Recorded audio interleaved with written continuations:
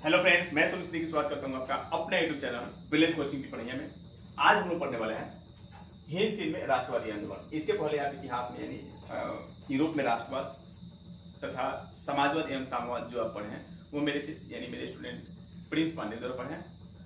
मैं यहाँ से आपका हिस्ट्री हो गया, ज्योग्राफी हो गया, पॉलिटी हो गया, इकोनॉमिक्स हो गया, इन सभी सब्जेक्ट को मैं यहाँ से आपको पढ़ाऊंगा। ठीक है, मैं बता देना चाहता हूँ, मेरा नाम सुनील सिद्दीकी होगा और मैं खासकर जितने भी आपका जनरल कंपटीशन है, वनडे एग्जाम हो गया, बीपीएससी टीचर हो गया, ठीक है, उन सभी चीज़ों की तैयारी कराता हूँ।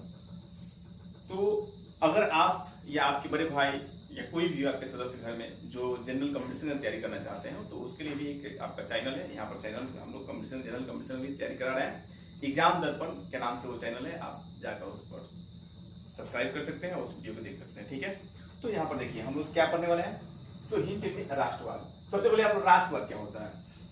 राष्ट्रवाद तो ये दूसरा इसमें शब्द आ रहा है। सबसे पहले इसमें एक शब्द आ रहा है हिंद चीन क्या होता है। तो हम देखेंगे हिंद चीन क्या है। हिंद चीन है क्या, ठीक है, हिंद और चीन ये इसमें दो शब्द हैं। तो हिंद चीन का अर्थ क्या होता है ये हम देखेंगे। फिर क्या होता है कि राष्ट्रवाद यानी राष्ट्रवाद क्या है ये आप लोग पहले ही चैप्टर में पढ़े होंगे, ठीक है, लेकिन फिर मैं उसको यहाँ पर थोड़ा सा बताने की कोशिश करूंगा कि राष्ट्रवाद क्या है। और ये राष्ट्रवाद जो है हिंद चीन में राष्ट्रवादी आंदोलन क्यों हुआ, क्या कारण था, इस सब के बारे में हम एकदम विस्तार पूर्वक अध्ययन करेंगे। आपको एकदम शांति मन से क्या करना है, अध्ययन करना है। ठीक है, बातों को मेरे ध्यान से केवल सुनना है। क्लियर। तो हिंद चीन का अर्थ क्या होता है इसको समझने से पहले आप थोड़ा सा एक मैप समझिएगा। यहाँ पर आप लोग देख रहे होंगे कि यहाँ पर वियतनाम है। ये क्या है, वियतनाम। यहाँ पर एक वियतनाम है और वियतनाम के बाद ये आपको दिख रहा होगा लाओस। ये क्या होगा आपका लाओस वाला क्षेत्र ये दिख रहा होगा, ठीक है, ये आपको लाओस दिख रहा होगा और ये आपका कंबोडिया। तो एक तरह से बोल सकते हैं वियतनाम, लाओस और कंबोडिया के सम्मिलित रूप को, ये आपका थाईलैंड इसमें गया लेकिन ये लाओस वाला हिस्सा है, ठीक है, ये लाओस, सॉरी। तो क्या बोलेंगे हम लोग, वियतनाम, लाओस और कंबोडिया के सम्मिलित रूप को, वियतनाम, लाओस, क्या क्या, वियतनाम, लाओस और कंबोडिया के सम्मिलित रूप को हम लोग क्या बोलते हैं, हिंद चीन बोलते हैं। ठीक है, एक तरह से बोल सकते हैं कि वियतनाम, लाओस और कंबोडिया के सम्मिलित रूप को हिंद चीन बोला जाता है, जिसका कुल क्षेत्रफल लगभग यानी 2.83 लाख वर्ग किलोमीटर है।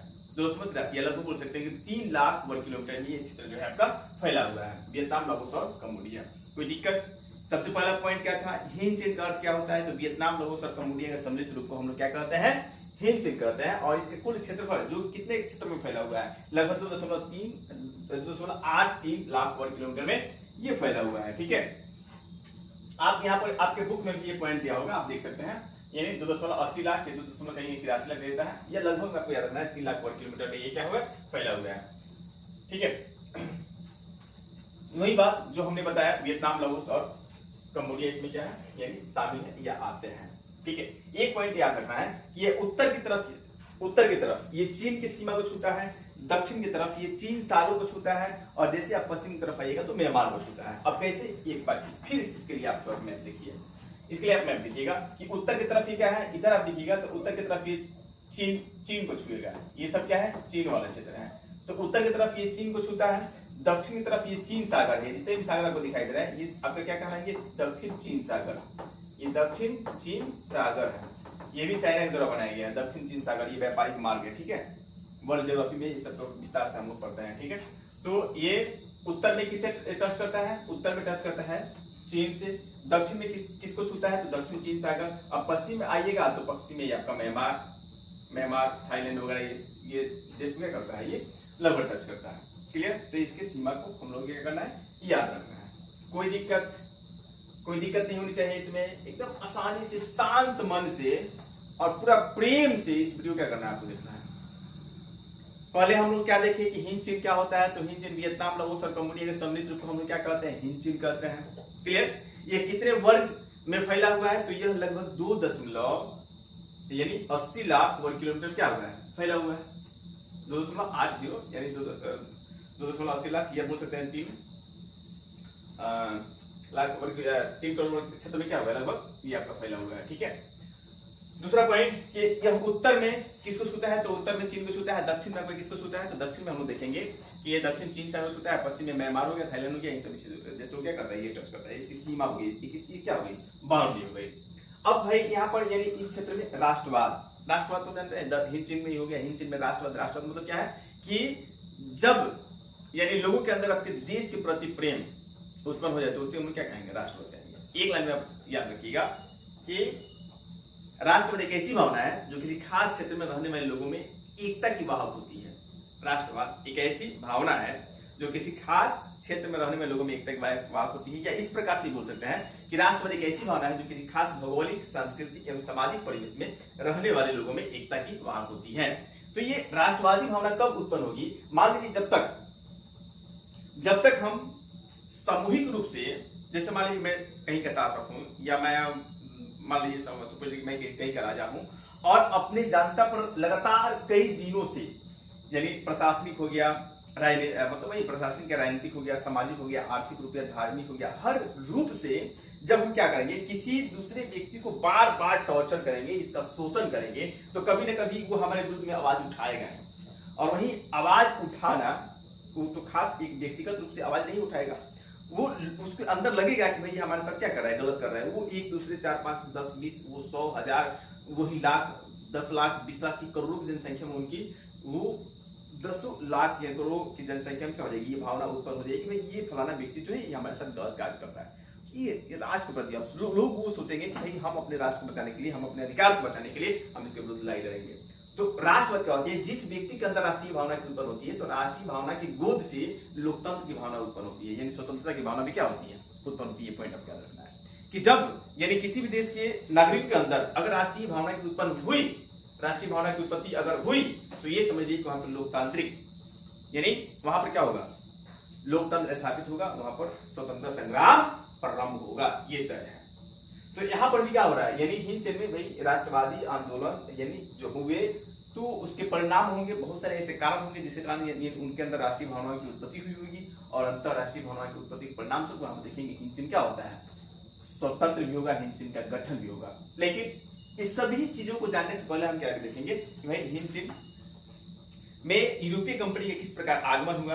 पहले जो है आखिर इस क्षेत्र का हिंद चिन्ह नाम क्यों रखा गया, ठीक है। हिंद मतलब हिंदुस्तान और चीन मतलब चाइना, यानी हिंदुस्तान और चाइना की इन क्षेत्र में क्या भूमिका रही होगी, इस सभी चीजों के बारे में हम लोग क्या करेंगे, अध्ययन करेंगे, ठीक है।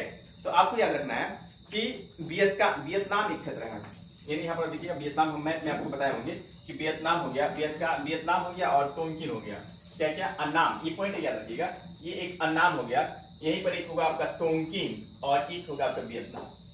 तो वियतनाम, तोंगकिन और अन्नाम, इन क्षेत्रों में आपको याद रखना है कि ये जो क्षेत्र थे इस पर यानी अधिकतर क्षेत्रों में यानी आपका चीन की संस्कृति प्रभाव देखने को मिलती है, चाइनीज संस्कृति यानी चाइनीज प्रभाव यहाँ पर, चाइना की संस्कृति यहाँ पर देखने को मिलती है, ठीक है। वियतनाम, तोंगकिन और अन्नाम में, ठीक है, वियतनाम, तोंगकिन और अन्नाम में। वहीं लाओस और कंबोडिया है, इन क्षेत्रों में भारतीय संस्कृति देखने को मिलती है, समझ रहे हैं।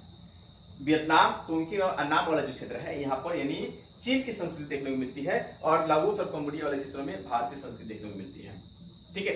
तो होता क्या था कि तोंगकिन और अन्नाम और वियतनाम वाले क्षेत्र में यहाँ के राजा जब कमजोर पड़ते थे तब क्या होता था कि चाइनीज इन पर अपना अधिकार कर लेते थे, और जब मजबूत होते थे अपने आप को स्वतंत्र कर लेते थे। ये लंबे समय तक चलता रहा।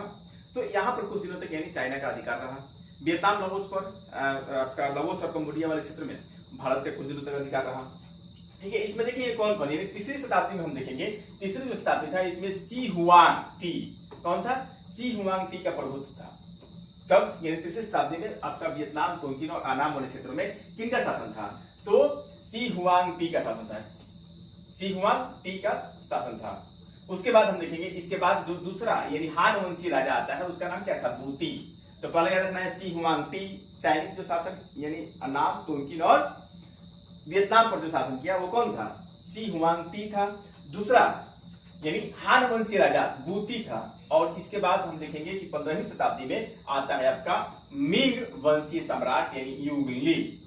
कौन आता है, युंगली। तीन बात को इसमें याद रखना है, क्या क्या, सी हुआंग टी, उसके बाद बूती, सी हुआंग टी आता है चाइनीज शासकों में जो वियतनाम और तोंगकिन और अन्नाम पर क्या करता है, अपना शासन स्थापित करता है। उस पर दूसरा बूती आता है और तीसरा युंगली, ठीक है। 19वीं शताब्दी में हम देखेंगे कि 19वीं शताब्दी में यहाँ पर यानी मंचू के अधीन यह क्षेत्र चला गया, ठीक है। तो तीन उधर और चौथा आपका 19वीं शताब्दी में यहाँ पर, चार ये आपको याद रखना है। कौन कौन? आंख बंद के याद कर लीजिए। शी हुआंग टी, कौन पहला?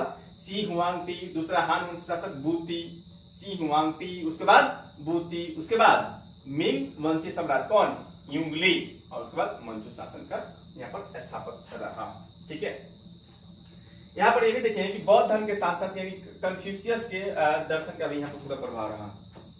यानी बौद्ध धर्म, क्योंकि आप जानते करते हैं चीन के लोग यानी किस धर्म को मानते हैं, बौद्ध धर्म को, बौद्ध धर्म का भी यहाँ पर प्रभाव देखा जाता है। और दूसरा आपका हो जाएगा कन्फ्यूशियस धर्म का भी क्या है प्रभाव देखा। बाकी इसमें सब कुछ वही है, ठीक है, जो हमने बताया वही इस पर है। आप बुक है, आप बुक को खोलकर आप देख सकते हैं, इसको पढ़ लीजिएगा। ठीक है, दूसरी तरफ हमने ये भी बताया था कि जो लाओस था, कंबोडिया था, यहाँ पर क्या भारतीय संस्कृति का प्रभाव देखने को मिलता है, हमने बताया था। लेकिन बुक को भी एक बार देख लीजिए।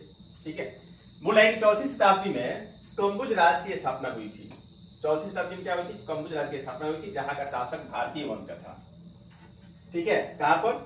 यानी लाओस और कंबोडिया पर भारतीय संस्कृति का प्रभाव देखा जाता है। क्योंकि 4वीं शताब्दी में क्या हुआ, तो कंबुज राज की स्थापना हुई और जहां का शासक जो था वो कौन था?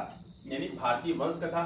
कंबुज भारतीय संस्कृति का प्रधान केंद्र बना। ये पॉइंट याद रखना है कि कंबुज राज में जब 4वीं शताब्दी में यहाँ पर क्या हुई, कंबुज राज की स्थापना हुई और यहाँ का जो शासक होगा वो भारतीय मूल का होगा, तो भाई अपनी संस्कृति अपनी कल्चर का तो छाप छोड़ेगा ही, स्पष्ट बात है। ठीक है, तो यहाँ पर क्या होता है, कंबुज संस्कृति का ये प्रधान केंद्र बन गया। कौन? यानी भारतीय संस्कृति का कंबुज जो है प्रधान केंद्र बन गया। 12वीं शताब्दी में राजा सूर्यवर्मन द्वितीय ने क्या किया, अंकुर वाट, बहुत ही फेमस होगा अंकुर वाट, विश्व का सबसे बड़ा मंदिर। ठीक है, अंकुर वाट में बनाया गया। ये आपको याद रखना है, किसने बनाया था? राजा सूर्यवर्मन द्वितीय। ऑब्जेक्टिव में 100% ये पूछेगा पॉइंट। ठीक है, कि अंकुर वाट का मंदिर का निर्माण किसने कराया था? तो राजा सूर्यवर्मन द्वितीय ने। 16वीं शताब्दी में कंबुज का पतन हो गया और आप देखिएगा मध्यकाल में आंतरिक संघर्ष की स्थिति क्या हो जाती है, उत्पन्न हो गई। ठीक है, इस प्रकार इस क्षेत्र के कुल देश पर यानी चीन और कुछ देशों पर चीन और कुछ देशों पर हिंदुस्तान के संस्कृति प्रभाव देखने के कारण ही इस क्षेत्र को क्या बोला जाता है? हिंचिन के नाम से जाना जाता है। ठीक है, कोई दिक्कत? आप समझ पा रहे हैं? पॉइंट हमने केवल अभी यही डिस्कस किया कि हिंद चीन किसे कहते हैं, हिंद चीन क्या है। तो वियतनाम, लाओस और कंबोडिया के समुद्र को हिंद चीन कहते हैं। उसका सीमा हमने देखा कि उत्तर में क्या है, पूरब में क्या है, दक्षिण में क्या है। उत्तर में चीन है, पश्चिम में आपका म्यांमार और थाईलैंड है, दक्षिण में आपका चीन सागर है, आपका पूरब में भी चीन सागर है। इसका क्षेत्रफल कुल कितना है? तो 2.80 लाख वर्ग किलोमीटर इसका क्या है? क्षेत्रफल है। ठीक है, इसमें हम लोग देखिए कि शासक यानी आपका अन्नाम हो गया, तोंकिन हो गया और वियतनाम हो गया। इस पर चाइना लोगों का कुछ दिनों तक प्रभुत्व रहा। जब ये कमजोर होते थे यहाँ के शासक तो चाइना इस पर अधिकार कर लेता था, और जब लाओस और कंबोडिया के शासक कमजोर होते थे तो यहाँ पर यानी भारतीय प्रभुत्व रहा। ठीक है, यहाँ पर कंबुज में भारतीय वंशी शासक ने अपनी एक केंद्र स्थापित की, इसलिए इन क्षेत्रों में यानी भारतीय संस्कृति देखने को मिलती है। 4वीं शताब्दी में हम लोग देखे थे, यहाँ पर एक शासक थे कौन? राजा सूर्यवर्मन द्वितीय ने क्या किया, यहाँ अंकुर वाट का मंदिर का निर्माण कराया।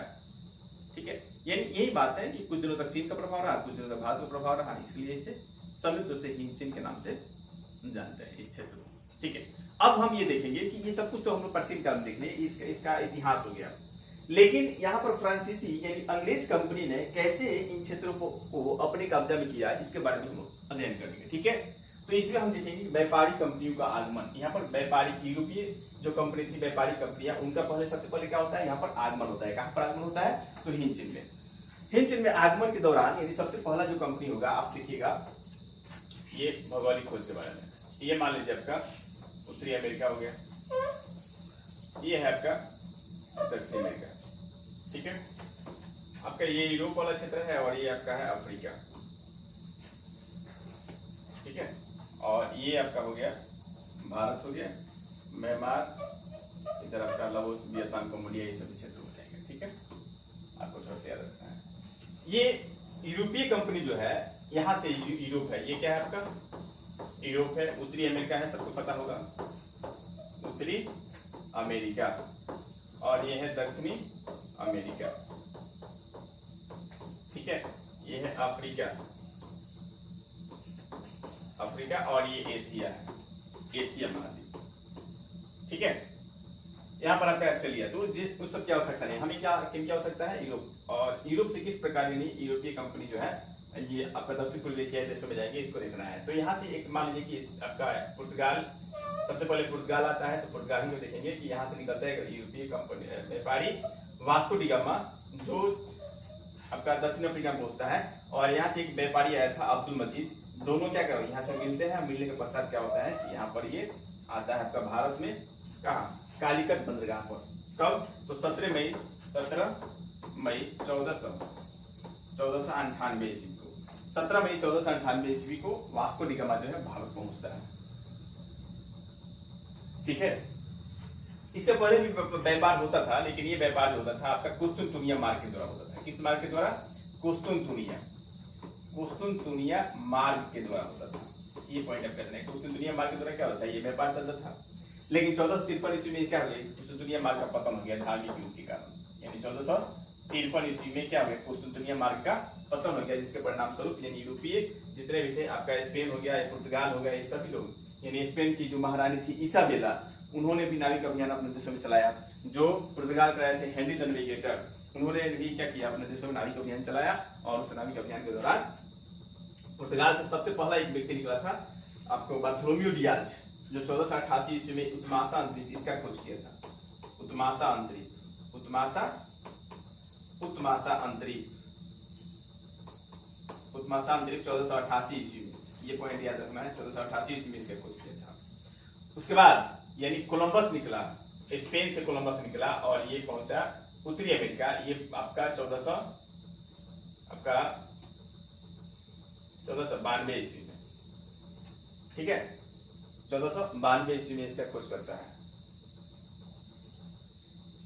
ठीक है, कब करता है ये, 1492 ईस्वी में क्या करता है, किसे खोज करता है, उत्तरी अमेरिका का खोज करता है। क्लियर। लेकिन ये निकला था भारत की खोज के लिए, इसको लगा कि भाई पृथ्वी गोल है और इस तरह हम क्या करेंगे, घूम कर आएंगे तो आप यहाँ दक्षिण पूर्व एशिया देश में आ जाएंगे, भारत की खोज कर देंगे। लेकिन इसको पता नहीं था कि उत्तरी अमेरिका भी महाद्वीप है, दक्षिणी अमेरिका भी महाद्वीप है, और ऑस्ट्रेलिया भी एक महाद्वीप है। इन सबको नई दुनिया के नाम से जानते हैं, इस सबका बाद में खोज हुआ है। तो ये आया और इससे टकरा गया और यहाँ के लोगों को रेड इंडियन बोल दिया।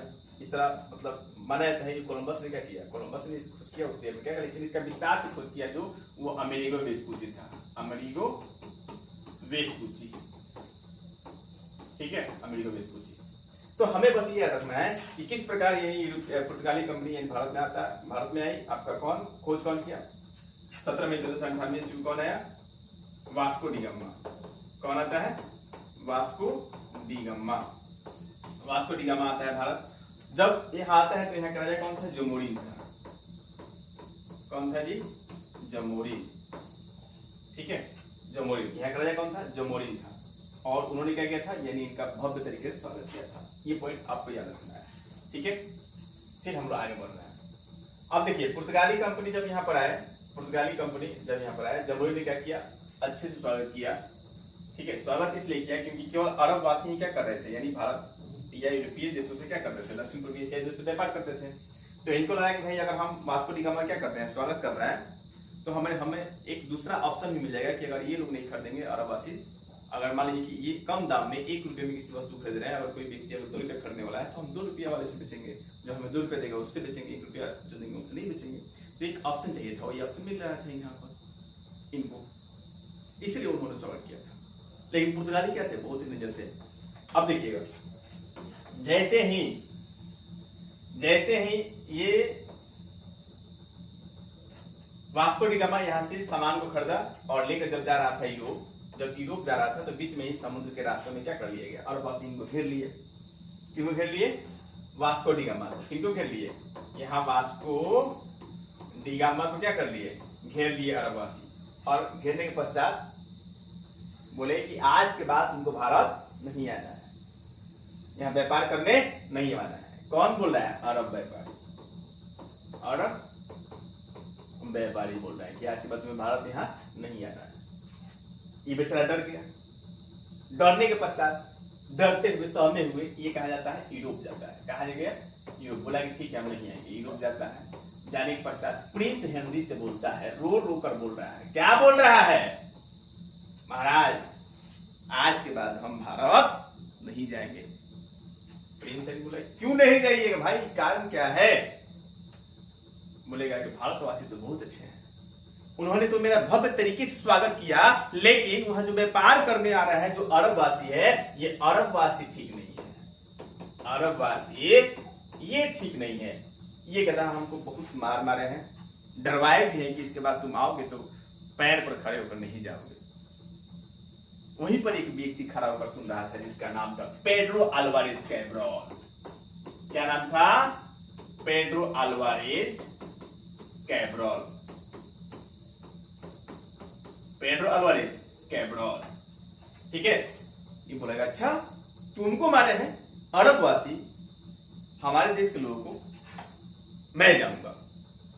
प्रिंस हेनरी से बोलता है कि मैं जाऊंगा भारत, मैं जाऊंगा दक्षिण पूर्वी एशियाई देशों से व्यापार करने, और आता है कितने सैनिकों के साथ? 13 जहाजी बेरों के साथ, 13 जहाजी बेरों के साथ। अब देख 13 जहाजी बेरों के साथ ये व्यापार करने आ रहा है कि मार करने आ रहा है? भाई ये व्यापार करने ही आ रहा है, ये मार करने आ रहा है। क्यों मार करने आ रहा है? वास्को डी गामा को अरबवासी मारे थे यहां पर, अभी सोच रहा है कि भाई वो तो डरपोक है, नहीं गया, लेकिन हम जाएंगे और सबसे बदला लेंगे, वरना हमारे व्यापार को ये क्या कर देगा? सब ठप कर देगा ना। तो 13 जहाजी बेरों के साथ ये भारत आता है, भारत आता है। ठीक है, कौन? Pedro Alvares Cabral. आप सोच रहे होंगे कि मेरे सिलेबस में सर नहीं दिया है, खूब दिया है। आपके सिलेबस में पुर्तगालियों का आगमन दिया है, डच का आगमन दिया है, अंग्रेजों का आगमन दिया है, फ्रांसीसी का आगमन दिया है। अब फ्रांसीसियों ने किस प्रकार हिंद चीन पर अपना प्रभुत्व स्थापित किया, ये सब दिया है, लेकिन एनसीईआरटी में इन सभी चीजों को बहुत कम दिया है, आपको थोड़ा सा समझा दिया है। लेकिन मैं आपको पूरी कहानी बताऊंगा, पूरी आपके बुक में ये सब चीज नहीं दिया है, मैं मानता हूं एनसीईआरटी में नहीं दिया है, लेकिन मैं प्रयास करूंगा कि जब तक हर बात आपके दिमाग में न बैठ जाए तब तक मैं आगे नहीं बढ़ूंगा। आपकी किताब से थोड़ा सा हटकर मैं चलूंगा, किताब आपका पूरा ही होगा, आप अपने सामने बुक रखिएगा, वो टॉपिक वही होगा, लेकिन मैं उससे ज्यादा कुछ बताऊंगा आपको। ठीक है, बात समझ आ रही है? तो ज्यादा टेंशन लेने की बात नहीं, केवल कहानी समझना है, कहानी आप समझिएगा। वास्को डी गामा यहाँ आया, वास्को डी गामा को अरबवासी यहाँ पर घेरे, तो ये यूरोप गया, तो प्रिंस हेनरी से बोला कि महाराज हमको पिटाई हो रही है, कहां पर? अरबवासी हमको धमकी दे रहा है, मारने की धमकी दे रहा है, आप कितना हो बोलिएगा लेकिन हम नहीं जाएंगे भारत। तो पेड्रो अल्वारेज बोलता है कि आप नहीं जाइएगा तो मैं जाऊंगा। ये आता है 13 जहाजी बेरों के साथ और व्यापार भी करेगा। देखिए किस प्रकार क्या करेगा, यहाँ पर व्यापार भी करेगा, यहाँ से माल खरीदेगा, माल खरीद कर जब ये भी जाने लगा कहां? यहाँ जब 13 जहाजी बेरों के साथ आया था ना, तो अरबवासी में हिम्मत नहीं थी कि पेड्रो अल्वारेज कैब्रॉल को हम छुए या कुछ शब्द बोले। बात समझ में आ रहा है ना? तो ये कुछ नहीं बोले कि भाई ये 13 जहाजी बेरों के साथ आया, पूरा सेना बल सेना के साथ आया, तो भाई इसको कैसे हम बोल सकते हैं, कैसे मार सकते हैं? ठीक है, तो फिर क्या होता है कि यहां पर हम देखेंगे कि जब ये वापस ये भी जा रहा था, Pedro Alvares Cabral, Pedro Alvares कैब्रॉल कहां जा रहा था? ये जब घर जा रहा था तब फिर अरबवासी घेर लिए कि भाई अगर हम मौके पर क्या हो जाएंगे, चुप जाएंगे, तो हमारी स्थिति बद से बदतर हो जाएगी। फिर यहां पर अरबवासी ने क्या कर लिया? अरबवासी फिर क्या कर लेंगे? यहां पर घेराबंदी शुरू कर देंगे। अब अरबवासी अपने पैर पे कुल्हाड़ी खुद मारेंगे। यहां अब जैसे ही अरबवासी पेड्रो अल्वारेज कैब्रॉल का रास्ता रोकेंगे, तो पहले से ही सोच रहा था ये कोई बोले कि हम उसको धागे। बस समझ आ रहा है ना? ये जैसे बोलेंगे तो ले पिटाई, समुद्र में उठा उठा पटकेगा, ले मारेगा इनको, धोबिया पटकान पटकेगा। ठीक है, इसके बाद अब देखिएगा अरबवासी जो है पुर्तगालियों के रास्ते में कभी टांग नहीं अड़ाएंगे। यहाँ अरबवासी क्या हो जाते हैं, हार जाते हैं पुर्तगालियों से। हारने के पश्चात अब देखिएगा कि भारत में ये तो व्यापार करेंगे ही, भारत के साथ साथ ये दक्षिण पूर्वी एशियाई सभी देशों में व्यापार करना क्या कर देंगे, शुरू कर देंगे। अब यहां से पेड्रो अल्वारेज कैब्रॉल वापस जाएगा और कोचीन और कुन्नूर, ये कोचीन और कुन्नूर के 2 राजाओं से, कहां के? कोचीन और कुन्नूर, कहां के? कोचिन और कुन्नूर, याद रखना है कोचिन, और एक शासक है कुन्नूर, ठीक है, कुन्नूर। कोचिन और कुन्नूर के राजाओं से क्या करेंगे, एक करेंगे संधि, दोस्ताना संबंध बनाएंगे और बोलेंगे कि मैं आपसे व्यापार करना चाहता हूं, आप क्या कीजिएगा, यहाँ से मसालों को खरीद कर रखिएगा, मेरा कोई भी आदमी आएगा तो आप मसालों को दे दीजिएगा उनको, पसंद है। क्योंकि अरबवासी को परास्त कर दिए, अरबवासी हार गए, अब राष्ट्र का एक कांटा कोई है नहीं, अब शासक भी लगेगा हाँ भाई अब तो जो पुर्तगाल बोलेंगे वो सही है। तो फिर आता है 1500 में वास्को डी गामा। 1500 में कौन आएगा, फिर आता है वास्को डी गामा। 1502 में, सॉरी 1500 में आया था पेट्रोल कैब्रोल, ये आएगा 1502 में वास्को डी गामा। अब इसको पता चला कि पेड्रो अल्वारेज कैब्रल जो 1500 में आया था वो क्या कर दिया है, अरबवासी को परास्त कर दिया है, तो हमें कोई डर नहीं है, तो मैं फिर जाऊंगा। ये 1502 में आता है, भारत व्यापार करता है, फिर चला जाता है, कोई दिक्कत नहीं। फिर 1524 में आएगा, यहीं पर फिर क्या हो जाएगी, मृत्यु हो जाएगी। अंतिम बार जो आया था 1524, किसी किसी बुक में 1526 देता है, लेकिन 1524 सही है। 1524 में ये भारत आया, और कब आया, तो तीसरी बार आया। कितनी बार, ये तीसरी यात्रा थी, और इसी समय इसकी क्या हो जाएगी, मृत्यु कहाँ हो जाएगी, भारत में हो जाएगी। और इसका जो समाधि स्थल है बाबू, समाधि स्थल ये कहाँ है, तो समाधि स्थल है कोचीन में।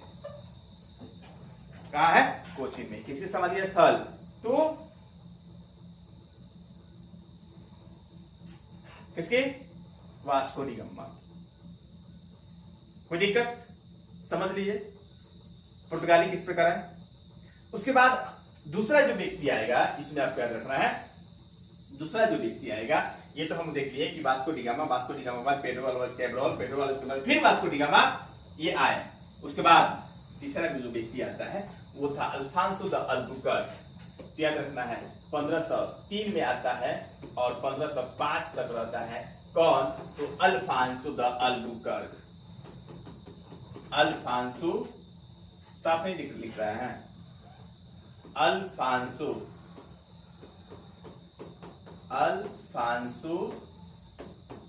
De Albuquerque. Alfonso de Albuquerque ये 1503 में आते हैं, 1505 में जाते हैं। ये आएंगे तो क्वेश्चन ये पूछेगा कि भारत में मान लीजिए कि दक्षिण पूर्व एशियाई देशों में प्रथम फैक्ट्री किसने खोला था, पुर्तगालियों ने। कहां पर खोला, तो कोचीन में, भारत के कोचीन में, आपको याद रखना है, ठीक है। इसलिए मैं आपको बताता हूं 1503 में ये एक फैक्ट्री खोलेंगे कोचीन में। कहां खोलेंगे, कोचीन में, जहां वो संधि कर गया था ना राजा पेड्रो अल्वारेज कैब्रल, जहां संधि कर गया था वहीं पर फैक्ट्री खोलेंगे। और 1505 में कुन्नूर में, 1505 में कुन्नूर में, 1505 में कुन्नूर में, ठीक है। 1503 में कोचीन में, 1505 में कुन्नूर में ये क्या करेंगे, फैक्ट्री लगाएंगे। क्या करेंगे, फैक्ट्री लगाएंगे, ठीक है। ये पॉइंट याद रखना है। दक्षिण पूर्वी एशियाई देशों में ये पुर्तगाली है, तो सबसे पहले कोचीन और कुन्नूर में फैक्ट्री लगा ली। अब यहाँ से व्यापार इनका शुरू हो जाएगा। और प्रथम गवर्नर बनकर कोई आएगा, आपको याद रखना है, प्रथम पुर्तगाली गवर्नर दक्षिण पूर्वी एशियाई देश में, प्रथम पुर्तगाली गवर्नर कोई बनकर आया था, तो वो था Francisco de Almeida. Francisco de Almeida, Almeida, ठीक है, फ्रांसिस्को डी अल्मीडा। ये कब आया था, तो 1505 में आया और 1509 तक रहा, 1509 तक रहा। क्लियर, प्रथम पुर्तगाली गवर्नर है। तो बहुत कुछ पढ़ना है, लेकिन मैं सब कुछ नहीं बताऊंगा, केवल आगमन में बता दिया किस प्रकार पुर्तगाली आए दक्षिण पूर्वी एशियाई देशों में या भारत में किस प्रकार आए। उसके बाद इनके देखिए सब जब व्यापार करना शुरू कर देंगे, यहाँ से धन इकट्ठा करना शुरू कर देंगे, तो डचों को लगेगा कि भाई मुझे भी जाना चाहिए। तो एक ट्रिक आप लिख लीजिए, पुत्र अड़ा डैड फंसा, पुत्र अड़ा डैड फंसा, डैड फंसा, पुत्र अड़ा डैड फंसा। पुत्र से याद रखना है पुर्तगाल, क्या रखना है, पुर्तगाल। अ से याद रखना है अंग्रेज, अ से याद रखना है अंग्रेज। अडा से याद रखना है आपका डच।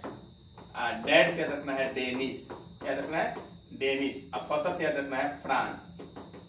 तो फ्रांस सबसे बाद में आता है, तो हम सबके बारे में देखेंगे। फ्रांस सबसे बाद में आता है, तो पुर्तगाल है, पुर्तगाल के बाद अंग्रेज है, अंग्रेज के बाद डच है। क्योंकि पुर्तगाल जब आए तो यहाँ से इनको लगा कि भाई जब भारत में जो इनकी व्यापारिक कंपनी थी, व्यापारिक राजधानी थी जो लिस्बन, ये काफी प्रसिद्ध हुई थी, यहाँ से पूरा यूरोप से व्यापार करने लगे। तो भाई डचों को लगा कि भाई हमारा ही पड़ोसी पुर्तगाल इतना अचानक कैसे धनिक हो गया, हमें भी जाना चाहिए। तो डच भी आते हैं, दक्षिण पूर्वी एशियाई देश में यहाँ फैक्ट्री खोलते हैं। उसके बाद अंग्रेज भी आते हैं, फिर डेनिश भी आते हैं, और लास्ट में आते हैं फ्रांस। लेकिन ये सब आए, लेकिन फ्रांस के अलावा ऐसा कोई भी व्यक्ति नहीं था जो हिंद चीन पर अपना नजर गिराया। इकलौता फ्रांस ही एक देश था जो सोचा कि मैं कहां जाऊंगा, मुझे हिंद चीन पर ही क्या करना है, अपना अधिकार जमाना है, वहीं से मैं व्यापार करना शुरू करूंगा। और ये क्यों हिंद चीन को चुना, इसका मैं उत्तर दूंगा, लेकिन इस वीडियो में नहीं, अगले वीडियो में वहां हम क्या करेंगे, अध्ययन करेंगे। ठीक है, कि क्यों हिंद चीन पर ही फ्रांस ने अपना अधिकार जताया, क्यों उसी को अपना उपनिवेश बनाया, इसका कारण क्या था उसको देखेंगे। फिर वहां की क्रांति के बारे में हम चर्चा करेंगे। ठीक है, फिर मिलते हैं अगले वीडियो में। तब तक के लिए धन्यवाद। जय हिंद दोस्तों।